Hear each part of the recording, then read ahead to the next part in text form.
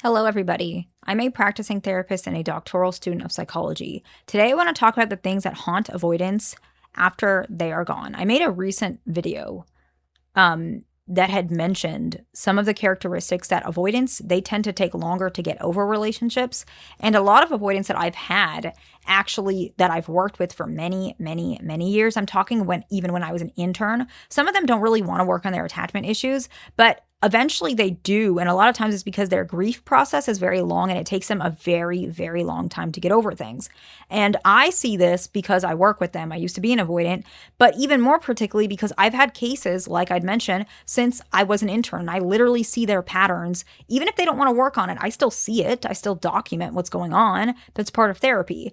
And I know how this goes. I see it all the time. And eventually they try to reach out. The woman that they love no longer wants them, or the guy that, you know, that whatever it is, maybe they got married. Let's say, example, avoidant is a female and she reaches out to her ex, you, and maybe you're already in a relationship. You got married. Maybe the avoidant is a male and they reach out to you and you're already over them. The reason this happens is because their grief process is very long. They're in a lot of denial. It's very hurtful. And then when they find out they can't get back with you, it can sometimes make it even harder for them to get over you. And so if you're not over them, you can definitely get back with them. That's fine if that's what you want to do. But I want to share what are the reasons it haunts them so significantly compared to other attachment styles. Because a lot of times people don't believe that this is happening because you don't feel like this. Just because you don't get haunted by these things doesn't mean avoidants don't get haunted by it. We're all different, okay? And the first one is very significant. The person who they could have become if they had stayed with you. Avoidants are achievement based. Who could they have become? Could you have pushed them to better direction? Could they have finally had a successful family? Could they have finally got over certain fears they've had if they've been with you? Probably some of that, which is why it's haunting them.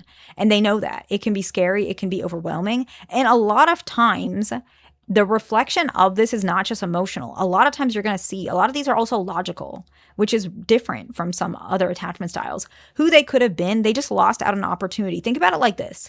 If you maybe were offered a really good job that paid really well, but you felt like you couldn't do it, you felt like you were underqualified and you said no, you're going to stick to that and think, wait, they pushed for me.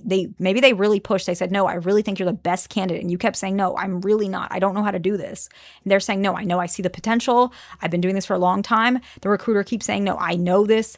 Maybe you interviewed and then you were like, no, I don't feel like it's good enough. And the offer keeps pushing. I'll give you more money. And you're thinking like, wow, they're doing all this for me. Maybe this is not good for me. And then later you think I was the one that was wrong. I could have had a great job, great benefits, and I just didn't believe in myself. That you will be stuck with that for a while. That's exactly what it feels like, okay? The next one is a life they could have had with you. Let's continue to use a job example. What life could you have had if you had that job that they really want you, they really respect you, and you have a high salary? Probably different than the job you have now, right? In that perspective. Same with them. What could they have had? What was a life? Could they have had a loyal wife, a loyal husband? Could they have been married? Could they have had somebody that believes in them? Could maybe they would have had such a better life? And they missed out on that, especially if they're seeing what your life is and maybe it's a really amazing life. They're going to think, well, okay, we probably could have had that life together, right? Human nature. The next one is the intimacy they couldn't handle. Usually this is a more specific haunt because it's like memories, sometimes dreams, sometimes thinking before bed, where they have shame and regret about the fact that they were kind of incapable of receiving something that they now are sitting and waiting and wishing for. And sometimes they realize that when it's too late, when they realize that they do want intimacy, they do want love, they miss you and it hurts, and they wish that they just handled it when you guys were first together. Really, this one is significant. And this one is really hard for them to admit, but it's also, really hard for them to escape. It's really hard, okay? The next one is the image they left behind. I feel like everybody can relate to this to some extent. If you left a job where you kind of felt like you didn't give your best front, or maybe you were really triggered, sometimes you replay that. I could have been better. I could have ended that job better. Maybe I could have stayed there, right? Think about it like that. That's how it feels like.